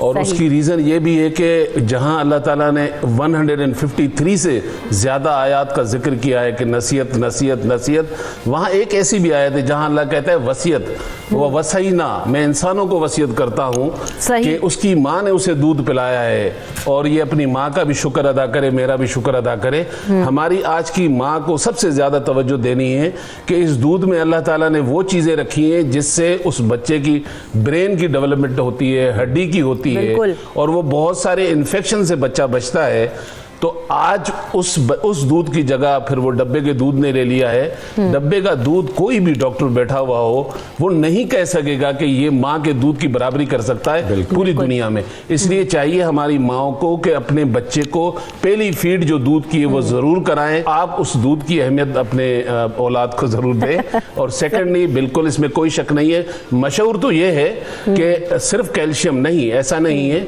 क्योंकि गाय का दूध कुछ और है, बकरी का दूध कुछ और है, ऊंट का दूध कुछ और है, भैंस का दूध कुछ और है। सबसे बेहतरीन दूध ऊंट का है।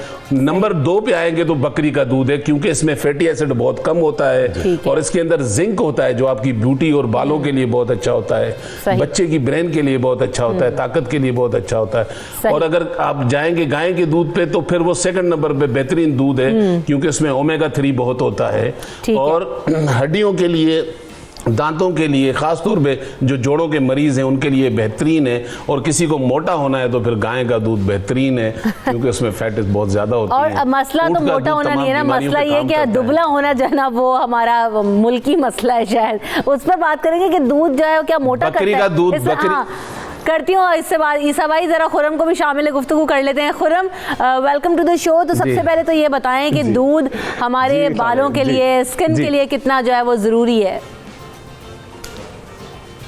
देखिए, बड़ी इंपॉर्टेंट बात है कि अगर आप देखें, दूध तो एक मुकम्मल ग़िज़ा है और आपकी खूबसूरती का ख़जाना है। अगर आप पुरानी, हम लोग बड़ा हिस्टोरिकल चीज़ें भी देखते हैं, मलका नूर जहाँ जो पूरा सब कॉन्टिनेंट पे उनका राज था, बड़ी इन्वेंशंस हैं उनकी ब्यूटी में, तो वो दूध से बाकायदा नहाया करती थी। ठीक है, अच्छा, दूध से वो कहते हैं ना, दुआ भी होती है कि आप दूध से नहाएं तो सब अच्छा, बड़ा इंपॉर्टेंट चीज़। आज में लिटरली दूध बहुत महंगा हो गया है। जी जी बिल्कुल। तो मैं आपको दूध के साथ बड़ी ज़बरदस्त एक ब्यूटी क्रीम बनाना सिखाऊंगा, और जो ख़वातीन बनाएंगी, बड़े बड़े ब्रांड्स की जो 1-2-3 नाम हैं बड़े, और जाती हैं, ई से एक नाम आता है, एम से आता है, बड़ी मल्टीनेशनल, और लोग कहते हैं इतनी सी ट्यूब मिलती है 8,000 की, 9,000 की, और आपकी कमी पूरी नहीं करती। अच्छा, ये इसमें प्रोबायोटिक्स बहुत ज़्यादा हैं जो आपका क़ुव्वत मदाफ़ियत बहुत ज़्यादा बढ़ाती हैं। अच्छा, लोगों के अंदर तसव्वुर है कि जी हम दूध पिएंगे तो मोटे हो जाएंगे। नहीं, आप दूध आपको 2.5 किलो नहीं पीना, 1 किलो, एक छोटा ग्लास, तो वो भी स्किम्ड पिए बड़े लोगों के लिए। अच्छा, इसमें अच्छा आपको तमाम ग़िज़ाइयत तो मिलती है। अच्छा वाला कोलेस्ट्रॉल, जो अच्छी चिकनाई है, वो अगर नहीं होगी तो आपके चेहरे पे ग्लॉस, एक शाइन, एक वो कहते हैं ना बेरौनक सा आपका चेहरा होता है। तो जी बड़ी ज़बरदस्ती। एक तो मैं चाह रहा हूँ कि आपके जी एक तवज्जो से आपके, मैं खुद भी बनाता हूँ। ये देखिए, बकरी के दूध की क्रीम है, बहुत आपको खुशबू शायद लाहौर तक आ रही हो। मैं चाह रहा हूँ किसी हमारे कॉलर को ज़रूर देंगे, और मैं बनाने का तरीका बड़ा सिंपल सा मैं बना के भी दिखाता हूँ। अच्छा जी, सबसे पहले हमने क्या किया, 1 चमचा हम इसके अंदर लेंगे जी चांदनी चंदन उपटन। इसके अंदर क्या है, ये देखिए, इसके अंदर संदल है, चने का आटा है, चांदी का वर्क है, कश्मीरी ज़ाफ़रान है और थोड़ा सा इसके अंदर है मूसली, एक हर्ब होती है। ये आपने क्या किया, चांदनी, चंदन, उपटन 2 चमचे। ये बड़ा आपके स्किन को टाइटन अप भी करता है नेचुरली, ठीक है। अच्छा, इसके साथ ऐड करेंगे तकरीबन 2 से 3 चमचे आपने डाले ये दूध के, थोड़ा सा ज्यादा हम डालेंगे क्योंकि अच्छा, साथ में ऐड करेंगे इसको थोड़ा थिक करने के लिए। ये देखिए, इसके अंदर आप ऐड करेंगे थोड़ा सा सेब का सिरका, सेब का सिरका। ये बिल्कुल आपने 1 चमचा बिल्कुल डाइल्यूटेड। उसमें क्या करेगा कि जो आपकी एक्नी आ रही होती है, खास तौर पे टी ट्री का इफेक्ट उसको पूरा कर, मैं बना के दिखाता हूं। अच्छा, ये आपने तमाम चीजें मिक्स की, उनके साथ आप ऐड करेंगे जी, ये आ गया थोड़ा थिक करेंगे, इसके साथ ऐड करेंगे 1 से 2 टेबल स्पून ऐड करेंगे प्योर पेस्चराइज्ड शहद। ठीक है। ये हनी का एक्सट्रैक्ट है और ये आपकी स्किन को बहुत नरिश करता है, रूखापन, पोर्स ओपन हो रहे हैं वो। अच्छा, ऐड में हम करेंगे थोड़ा सा, ये आ गया जी कश्मीरी ज़ाफ़रान। ये देखिए कश्मीरी ज़ाफ़रान, ये पूरे हफ्ते की क्रीम बन रही है जो आप फ्रिज में रखेंगे, ठीक है। इसके साथ आपके घर में जो भी कीनू, मौसमी, माल्टे आते हैं, आप उसके छिलके जो हैं आप उसको थोड़ा ड्राई कर, उसके छिलके, आपको कीनू नहीं इस्तेमाल करना, उसके छिलके, ये देखिए इसकी पील्स जो होते हैं, ये बेतहाशा विटामिन सी, एस्कॉर्बिक एसिड, जो मैं आपको दिखाने के लिए लाया हूँ, जो हम विटामिन सी व्हाइटनिंग इंजेक्शन लगाते हैं ग्लूटाथायोन के साथ। अच्छा, खुर्रम, क्या है, 1 सेकंड के लिए मैं आपको यहाँ पर पॉज करूंगी, आप यहीं से जरा कंटिन्यू करिएगा कि ये किस तरह से इस्तेमाल करना और कैसे बनेगा। एक कॉलर हमारे साथ जापान से मौजूद है, उनसे बात कर लेते हैं। अस्सलाम वालेकुम मियां साहब, कैसे हैं आप? ठीक हैं?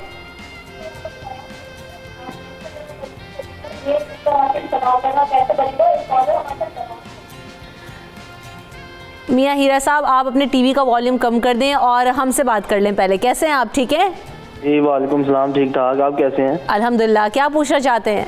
अच्छा, मैं पूछना चाह रहा था, मेरा ना बेबी है जैपनीज, तो उसके लिए ये डब्बे का दूध कम्प्लीटली यूज़ हो जाएगा? ठीक है, डॉक्टर साहब से पूछ लेते हैं। एक और कॉलर हमारे साथ, समन हमारे साथ मौजूद हैं। अस्सलाम वालेकुम, सबा मौजूद हैं। हेलो जी सबा, क्या कहना चाहती हैं?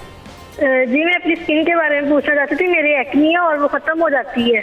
ठीक है, लेकिन फिर वो दोबारा ना, मतलब कि ज़्यादा बढ़ जाती है। मैं जो भी ट्रीटमेंट मैंने करवाए हैं, लेकिन वो फ़र्क नहीं पड़ता।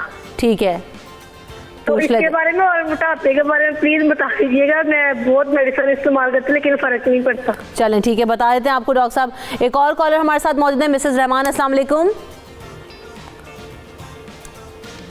हेलो, अस्सलाम वालेकुम। वालेकुम अस्सलाम। बोलिए, क्या कहना चाहती है मिसेस रहमान? एक्चुअली मुझे पूछना था, मेरी बच्ची 6 महीने की है, तो मुझे इसको किस तरह का फूड देना चाहिए? स्पेशली मुझे पूछना था, ये जो कच्चा अंडा होता है हाफ बॉइल्ड, जी जी, ये बच्चों को इंट्रोड्यूस करवाना चाहिए at the age of 6 month?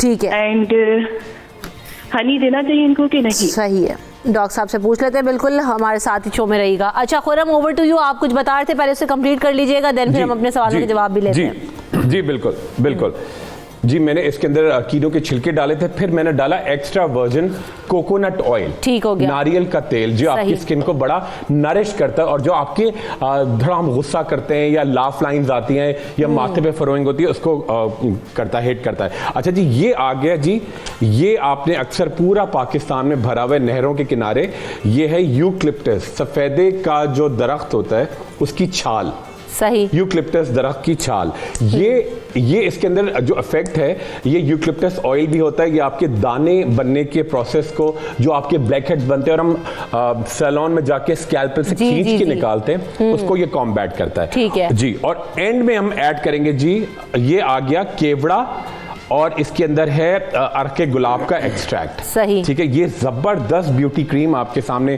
तैयार है। मैंने ऐड किया था इसमें, मैं आपको नाज़रीन को दिखा दूं, ये एलोवेरा भी मैंने पूरा ऐड किया है, ताज़ा एलोवेरा, ठीक है। अच्छा, अब ये स्किन के लिए मुकम्मल एक ग़िज़ा है ये क्रीम, और ये आपको देखे बहुत जल्दी, जो हम चाहते हैं हमारा पूरा एक नेशन का वो है कि गोरापन, देखिए गोरेपन में कोई बुराई नहीं है, मगर आप इसके लिए सही रास्ता अख्तियार करें, खूबसूरत नहीं दौलतमंद आपकी चाहिए। ये बनने जरा में आप कोई खुरम बुराई इसको नहीं। ब्लेंड करें और रेडी जी, करें, फिर आपकी तरफ वापस बिल्कुल। आते हैं और जरा ईसा भाई से जी। पूछेंगे कि ईसा भाई भी हमें कोई टोटका बताएं खवातीन के लिए दूध इस्तेमाल करते हुए कैसे जो है वो अपने आप को खूबसूरत और जाज़िब नज़र दिखा सकती हैं। कॉलर्स के जवाब ले लेते हैं। डॉक्टर साहब, एक तो डब्बे का दूध वो जापान में है और डब्बे का दूध हर कोई ज़्यादातर लोग इस्तेमाल कर रहे होते हैं, तो क्या वही न्यूट्रिएंट्स मौजूद होते हैं डब्बे के दूध में अगर 6 माह से ऊपर का बच्चा भी है तो वो जो आम दूध में या नॉर्मल नेचुरल मिल्क में होते हैं? ये एक बात वाज़ेह होनी चाहिए कि 6 माह के बाद अगर बच्चे को फीड करवाना है तो ये दूध, डब्बे का दूध नाकाफ़ी होगा। इसमें जो ना हमें ये ठोस ग़िज़ाएँ मसलन ये केला, खिचड़ी, दलिया, कस्टर्ड जो मैंने अभी अर्ज़ किया वो देना पड़ेगा और वक्त के साथ साथ उसकी मिकदार में इजाफा करना पड़ेगा। सही है। मिसाल के तौर पर इसमें अंडा भी शामिल कर सकते हैं आप, मीट शामिल कर सकते हैं। ये जो हमारी जो डाइट में आता है रोटी, चपाती बहुत अच्छी है, दाल, सब्जियाँ, ये सारी की सारी इससे बैलेंस डाइट मिलेगी और ये बैलेंस डाइट लाजमी है ताकि कैल्शियम, फास्फोरस है, प्रोटीन्स है, ये फैट्स है, सारी बच्चे की नशोनुमा, ज़हनी नशोनुमा। अच्छा डॉक्टर साहब, कोई ये भी बता देगा कच्चा अंडा खिलाने का उन्होंने पूछा था और साथ साथ उन्होंने कहा था कि बच्चे को हनी दे सकते हैं, 6 माह का ऊपर का बच्चा है, हनी आप दे सकते हैं। ठीक है। यस। और कच्चा अंडा जो सेमी बॉइल्ड होता है, कच्चा अंडा नहीं देना चाहिए बिकॉज कच्चा अंडा होता है इसमें कि ये टाइफाइड के जरासीम होते हैं। ये लोगों का ख्याल है कि कच्चा अंडा है, इसको अच्छी तरह उबाल लें। ठीक है, अच्छी तरह उबाल लें और ये जो कच्चा अंडा जो है ना, जो जर्दी वगैरह बिल्कुल कच्ची, वो नहीं यूज़ करनी। ठीक है, तो प्रॉपर बॉयल एग जो है वो आप बच्चे को दे सकती हैं और बहुत हेल्दी है। तो हम यहाँ पर ब्रेक लेते हैं और एक और कॉलर का सवाल जो था एक्ने से रिलेटेड प्रॉब्लम, वो हम ब्रेक के बाद डिस्कस करेंगे। सो स्टे ट्यून्ड इन सुबह सवेरे पाकिस्तान। सुबह सवेरे पाकिस्तान, सुबह सवेरे Pakistan. Welcome back in the show. और जाने से पहले सबसे पहले कॉलर का जवाब ले लेते हैं क्योंकि उन्होंने सवाल किया था कि एक्नी रिलेटेड जो प्रॉब्लम है उसका क्या कर सकते हैं। ईसा भाई, आप कुछ बताइए कैसे हल हो सकती है एक्नी की प्रॉब्लम? जी बिल्कुल। उस बच्ची ने ये कहा था कि मेरी एकनी बार बार निकलती है। जी। और वो एकनी जहन में रहे क्योंकि इसके भी बहुत सारी फैमिलीज होती हैं। वो एकनी कि अगर बंदा रात को सोए और सुबह दोबारा एक नया दाना वेलकम करने के लिए आ जाए, तो ऐसे पेशेंट को या ऐसे लोगों को चाहिए कि वो पहले ब्लड को प्योरीफाई करें। और ब्लड को प्योरीफाई करने का आसान तरीका तो ये है कि 100 रुपए के उनाब ले लें और उनाब जो है वो रात को 10-12 दाने रोज़ पानी में उसको भिगो दें, सुबह इसको हल्का सा उबाल कर ठंडा करके पानी पिए ताकि ब्लड प्योरिफिकेशन हो। और ऊपर से लगाने के लिए आपको चाहिए 100 ग्राम जौ का आटा और 25 ग्राम संदलवुड पाउडर, 25 ग्राम ऑरेंज पील यानी कि ऑरेंज का छिलका, तीनों का पाउडर बनाकर उसमें से 2 चम्मच निकालें, थोड़ा सा दही मिलाकर पेस्ट बनाएं, पूरे फेस पर लगा दें, 20-25 मिनट पूरा धो लें। वाइटिंग भी करेगा और एक्नी को ख़त्म भी करेगा। और दूसरा जो दूध के बारे में जिक्र हो रहा था, जी। तो मैं नाजरीन को कहूँगा कि हम दो जो कराची में लोग बैठे हुए हैं इनके ऊपर गौर करें। ये खुरम साहब जो है, अगर बकरी के दूध का रिजल्ट देखना चाह रहे हैं तो खुरम को देख लें और अगर गाय का देखना चाह रहे हैं तो मुझे देख लें। अच्छा, जबरदस्त। अब मैं वाइटिंग की एक रेसिपी जो है, वाइटिंग की एक रेसिपी बना रहा हूँ उन तमाम खवातीन के लिए जिनकी उम्र 15 साल से लेकर उन लड़कियों के लिए जो 15 साल से 80 साल की लड़कियां हैं उनके लिए और मर्दों के लिए।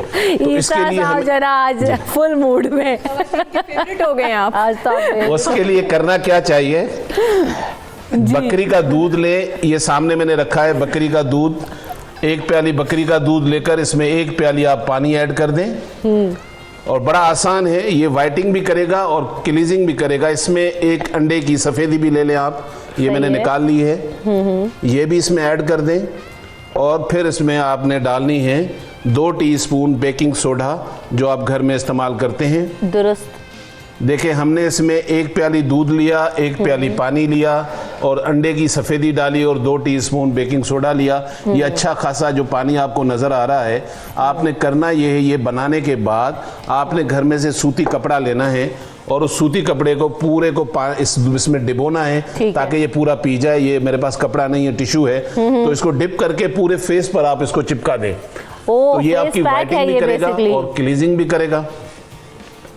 जी बिल्कुल, और ये इसके रिजल्ट बहुत अमेजिंग है, आप घर में करें 5-10 कितनी रुपए का 20 सादा रुपए का चीजें खर्चा हैं। है, आप बजाय मतलब कि आप बेकिंग 2000 सोडा रुपए वगैरह फौरन तो को हर घर में मौजूद होता है, दूध हर घर में होता है, तो बड़ा जबरदस्त है। और महंगे महंगे फेस पैक्स जो है ना खवातीन लगा रही होती है, और इतने महंगे महंगे फेस मास्क अब मिलना शुरू हो गए। तो आप जरा ये भी ट्राई करें, देखें इसका इफेक्ट कैसा रहता है। अच्छा जी सहर, हम जो दूध के न्यूट्रिएंट्स पे बात कर रहे थे, और ओपन करें तो हम आपने बताया कि इतने सारे न्यूट्रिएंट्स हैं, क्या हमें डब्बे के दूध में भी ये सारी चीज़ें मिल रही होती हैं, या हमें ये नेचुरल मिल्क, और फिर जो पानी मिला हुआ दूध मार्केट में मिल रहा होता है, ये सबसे बड़ा मसला है। तो खालिस दूध कैसे आइडेंटिफाई करें, ढूंढें? देखिए, ये कहना तो बिल्कुल ही एक गलत स्टेटमेंट होगी कि डब्बे के दूध को आप गाय के दूध से या बकरी के दूध से, नेचुरल दूध से आप कंपेयर नहीं कर सकते हैं। और उसी तरह जिस तरह माँ के दूध की बात हो रही थी, माँ के दूध में एक एंटीबॉडी होती है IgA, यानी हमारी बॉडी का दिफा सिस्टम मजबूत करने के लिए, बॉडी की आर्मी को जो सेल्स चाहिए होते हैं, एक एंटीबॉडी होती है IgA दुनिया में माँ के दूध के अलावा कहीं प्रोड्यूस नहीं होती। यानी जितनी भी बीमारियों का इलाज IgA है वो बच्चे को तभी मिल सकता है जब वो माँ का दूध पीता है। सही। इसी तरह जो गाय का दूध है, जो बकरी का दूध है, जो ऑर्गेनिक डाइट पर रहती हैं, उनके जो न्यूट्रिएंट कंटेंट होता है वो जो दूध देती है वो बहुत बेटर होता है। उसमें जो अभी हम बात कर रहे थे omega 3 fatty acids, linolenic fatty acids, और 3 फैटी एसिड्स होते हैं आपके पास जिनको आप डेयरी फैटी एसिड्स कहते हैं। यानी वो फैटी एसिड्स जो आपके पास डेयरी प्रोडक्ट्स के साथ एसोसिएटेड है। उसमें आपके पास ट्रांसपैमेटोइक एसिड आता है, आपके पास डेकापेंटेनोइक एसिड आता है और हेप्टापेंटेनोइक एसिड आता है। ये फैटी एसिड्स आपके पास उन जानवरों के दूध में है जो ऑर्गेनिक डाइट पर है, तो आप उसको डब्बे के दूध से कंपेयर नहीं कर सकते। और इन तीनों फैटी एसिड्स का, जिनको आप डेयरी फैटी एसिड्स कहते हैं, फायदा क्या है कि आपके पास ब्लड प्रेशर कम करने में मदद करते हैं। सही। और इसमें आपके पास पोटेशियम और मैग्नीशियम की जो मिकदार है वो ज्यादा होती है। जो पोटेशियम और मैग्नीशियम है उसका काम क्या होता है, वो वेसोडाइलेशन करता है, ब्लड की जो वेसल्स हैं उसको रिलैक्स करता है। जब ब्लड की वेसल्स रिलैक्स होती है, डायमीटर चौड़ा होता है, तो जो ब्लड है वो आसानी से फ्लो करेगा। अब जितने भी वाइटल ऑर्गन्स, यानी जितने भी जरूरी ऑर्गन्स है, दिमाग है, दिल है, जिगर है, उसमें ब्लड की फ्लो एक अच्छी मिकदार में जाएगी। जो स्ट्रेस है दिल पर, कार्डियोवैस्कुलर सिस्टम पर, वो कम होगा। तो ऑफ कोर्स कंपैरिजन हो ही नहीं सकता। सही। 2 कॉलर्स हैं, फिर जरा बात करेंगे कि ब्रेस्ट फीड की जो इंपॉर्टेंस है वो साथ साथ बच्चों के लिए दूध अहम है, उसके अलावा उसके बहुत सारे फवायदे हैं, उस पर डॉक्टर साहब से बात करेंगे। एक कॉलर हमारे साथ शाजिया। अस्सलाम वालेकुम शाजिया। वालेकुम अस्सलाम जी, डॉक्टर से बात करवा दें प्लीज। जी सुन रहे हैं आपको, पूछिए क्या पूछना चाहती हैं? चेहरे पे बहुत झाइयां और दाग धब्बे हैं, उनके ट्रीटमेंट चाहिए मुझे डॉक्टर ईसा से। चेहरे पर झाइयां हैं आपके? ठीक है, सही है, आपका जवाब ले लेते हैं डॉक्टर साहब से। उसके अलावा अली हमारे साथ एक और कॉलर है। अस्सलाम वालेकुम अली। वालेकुम अस्सलाम जी, आपका प्रोग्राम आज बहुत अच्छा है। शुक्रिया। और मुझे डॉक्टर खुरम से बात करनी थी। जी सवाल पूछिए। डॉक्टर खुरम कैसे हैं आप, खैरियत से हैं? डॉक्टर अली आप? वालेकुम अस्सलाम। अली बिल्कुल ठीक ठाक। मुझे प्लीज आपसे ये पूछना था, मेरी स्किन ना इन दिनों जो ये जो अब सर्दी चल रही है ना, उसकी वजह से बहुत ड्राई हो गई है। और इतनी ड्राई है कि मैं बहुत से लोशन क्रीम यूज कर सका हूँ, लेकिन मुझे मजा नहीं आया उससे, और मेरी स्किन और ड्राई। ठीक है, यानी स्किन ड्राइनेस का आपका इशू है। एक और कॉलर है ताहिरा। अस्सलाम वालेकुम। बिल्कुल अली। एक सेकंड खुरम, पहले कॉलर ले लेते हैं फिर जवाब दीजिएगा। से बात करनी है। जी पूछिए। जी पूछिए। हाँ जी, मैंने ये पूछना है कि मेरा बेटा 9वें साल में लग गया है, लेकिन अभी तक उसके दांत नहीं टूटे। ठीक है, चलें जी। खुरम साहब पहले तो स्किन ड्राइनेस और उसका बता दें आप। जी बिल्कुल अली की कॉल आई थी। अली कह रहे थे मेरी स्किन बहुत ड्राई है। अली, एक तो जैसी सर्दियां शुरू होती हैं तो आप क्या करें, थोड़ी सी क्वांटिटी में ना पिस्ता, बादाम, किशमिश, थोड़ा सा ये मेवा जात जो है, थोड़े से आप रोज़ाना दही के साथ नाश्ते में लिया करें। अच्छा, और सुबह शाम एक capsule evening primrose oil with GLA, जो अंदर से आपको चिकनाई रोगन देगा, नरिश करेगा। अच्छा, बॉडी पे क्या करना है, आपको सिर्फ विटामिन ई ऑयल लीजिएगा, उसके अंदर हल्का सा क्वांटिटी में आप अर्के गुलाब, और एंड में ऐड कीजिएगा, बाजार से फार्मेसी में पूरे पाकिस्तान में मिलेगा lactic acid lotion. Lactic acid lotion जो दूध में भी होता है, लैक्टिक एसिड लोशन, अर्के गुलाब और विटामिन ई ऑयल रोजाना आपने अर्के गुलाब में मिला के पूरी बॉडी पे लगाया, इवनिंग प्रिमरोज ऑयल खाया और थोड़े से पिस्ता बादाम, आप देखें आपकी बॉडी बिल्कुल फिट हो जाएगी। ठीक है। अच्छा ईसा भाई, वो जो पूछ रही थी कि एक्नी का उनके प्रॉब्लम है, झाइयों का प्रॉब्लम है, मार्क्स हो जाते हैं उनकी स्किन पे। देखिए, एक चीज़ जहन में रखें, और ये ख़ास तौर पर उन बहनों के लिए जिनकी पिगमेंटेशन हो जाती है, होने की वजूहत कई हैं, मैं उसमें नहीं जाना चाह रहा, लेकिन पिगमेंटेशन के बाद जब ये बहुत बड़े बड़े डॉक्टर्स के पास जाकर महंगी क्रीम देती हैं, हमने देखा है अपनी क्लिनिक में बड़े थोड़े टाइम के लिए उनको बड़ा मज़ा आता है, लेकिन जब दवाइयाँ छोड़े तो स्किन पहले से ज़्यादा ख़राब होती है। इसका इलाज हर्बल में भी बहुत सारा जड़ी बूटियों से नहीं होता है।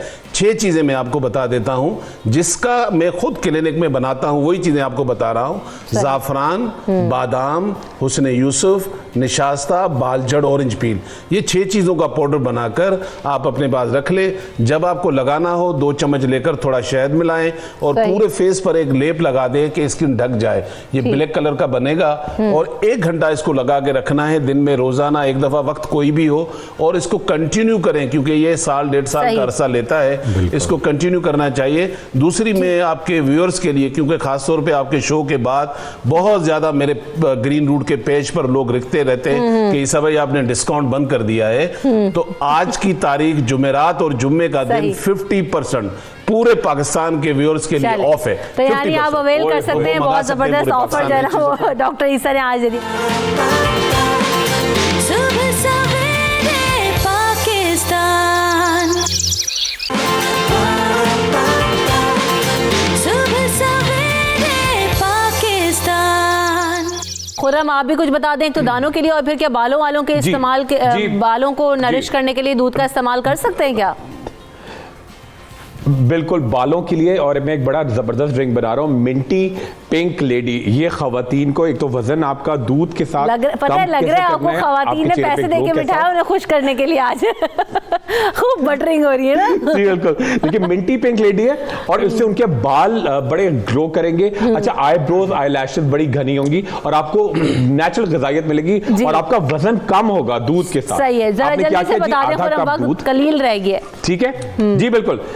आधा कप दूध आपने लिया, थोड़ा सा दही, उसके साथ ऐड किया आपने, ये आ गया जी लेमन ग्रास और पुदीना, उसके साथ थोड़ा सा टुकड़ा जिंजर का, उसके साथ ऐड करेंगे जी ज़ाफ़रान, और उसके साथ थोड़ा सा इसके अंदर हम ऐड करेंगे जी ये एप्पल जूस। ठीक है, और इनके साथ आपने तमाम चीज़ों को ब्लेंड किया और ब्लेंड करने के साथ ही अदरक और ये तमाम चीज़ें ब्लेंड किया आपने। ये ड्रिंक बिल्कुल तैयार होगा और ऊपर से आपने इसमें क्या करना है, आप इसके अंदर स्प्रिंकल करेंगे जी, ये आ गया, ये आपका ड्रिंक है, दूध और दही का एक्सट्रैक्ट है। इसके साथ आप क्या करेंगे, इसके अंदर आप ऊपर से मिंट जितना ज़्यादा ऐड कर सकते हैं वो करें, और लेमन पील ऐड करके, और ये आप रोजाना नाश्ते में लें। आप देखें कि बहुत तेजी के साथ आपका ना सिर्फ वजन कम होगा बल्कि आपके अंदर एक बेतहाशा नेचुरल ब्यूटी भी आना शुरू होगी। बाल बहुत बड़ा मिसकंसेप्शन है कि जनाब खाली दूध पीने से आप मोटे हो जाते हैं, तो आप जिस तरह से उसको इस्तेमाल करेंगे उसका जो फायदा है वो वैसे ही होगा। तो thank you so much Khurram, Isa हमारे साथ मौजूद थे और आप लोगों ने हमें बड़ी जबरदस्त टिप्स बताई हैं। सर, आप कुछ फाइनल टिप देना चाहेंगी कि हम अपनी मील किस तरह से प्लान करें? फाइनली मैं ये टिप देना चाहूंगी कि जो लोग थोड़े हेल्थ कॉन्शियस है वो स्किम मिल्क लेते हैं, तो स्किम मिल्क और दूसरे रेगुलर मिल्क में सिर्फ फैट कंटेंट का डिफरेंस होता है, कैलोरीज का कंटेंट का डिफरेंस होता है, प्रोटीन्स, न्यूट्रिएंट्स और विटामिन्स उसमें उतने ही होते हैं। तो आप रिलैक्स होकर स्किम मिल्क ले सकते हैं, वो भी सेहत के लिए बहुत अच्छा है, बस कैलोरीज कम है। और खवातीन वगैरह जो दूध का इस्तेमाल रखें डॉक्टर साहब, तो उनको कितना फायदेमंद हो सकता है ये दूध? खवातीन अगर इस्तेमाल करें तो उनका सबसे बड़ा फ़ायदा ये है कि जिसको हम कहते हैं ऑस्टियोपोरोसिस, हड्डियाँ भुरभुरी। देखा यह गया कि अगर ख़वातीन जो है ना पहले 30 साल अपनी ज़िंदगी के 30 ईयर्स तक अच्छा दूध लेना तो उनकी हड्डियाँ बड़ी स्ट्रांग होती हैं। बाद में होता है कि प्रेगनेंसी में आहिस्ता आहिस्ता कैल्शियम जो है ना हड्डियों से ड्रेन होता है, और वो जो 30 साल तक बनी हड्डियाँ ना वो सारी उम्र काम आती हैं। ना बैकिक होगी, ना उनको कोई कमज़ोरी, फिर ये टांगों में दर्द, ये घुटनों का मसला, तो वो जो आपने बुढ़ापे एडवांस स्टेज में करना है ना, उसका जवानी से ही अपना बिल्कुल। और ये दूध का इस्तेमाल करते हुए तो ना सिर्फ खवातीन बल्कि जो मर्द हजरात भी जिनको कमज़ोरी के बहुत सारे मसाइल हैं वो हल हो सकते हैं। तो आप दूध का इस्तेमाल रखिए और हेल्दी डाइट लीजिए। प्रोग्राम का वक्त ख़त्म हो गया। अपने तमाम मेहमानों का बहुत शुक्रिया, अपने कॉलर्स का बहुत शुक्रिया। हमें अपनी दुआओं में याद रखिएगा। सुबह सवेरे पाकिस्तान की टीम को दीजिए इजाज़त। अल्लाह ने के बाद।